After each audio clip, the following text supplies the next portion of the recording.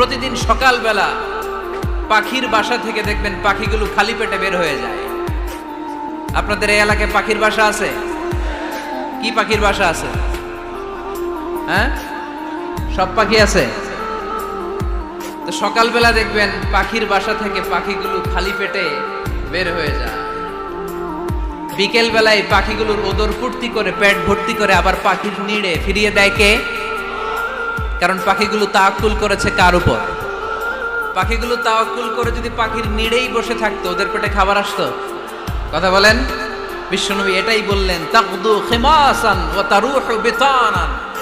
তোমরা যদি পাখির মতো তাওয়াক্কুল করো, মানে আল্লাহর উপর তাওয়াক্কুল করে জমিনে বের হয়ে যাও, তোমাদেরও রিজিকের দায়িত্ব নিয়ে নিবে কে?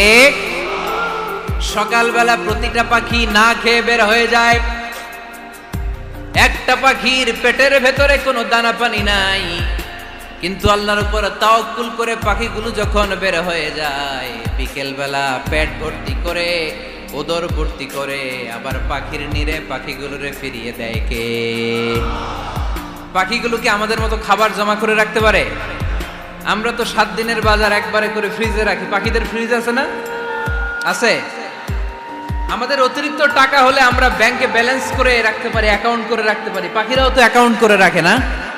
না, প্রতিদিন না খেয়ে বের হয়। কালকে ওই পাখিটা কি খাবে, কোন জায়গা থেকে তার রিজিকের ব্যবস্থা হবে, আল্লাহ ছাড়া কেউ জানে। এটার নাম তাওয়াক্কুল। এটার নাম কি?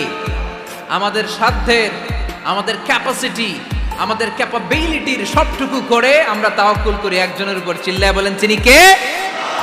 এজন্য ইসলাম আমাদের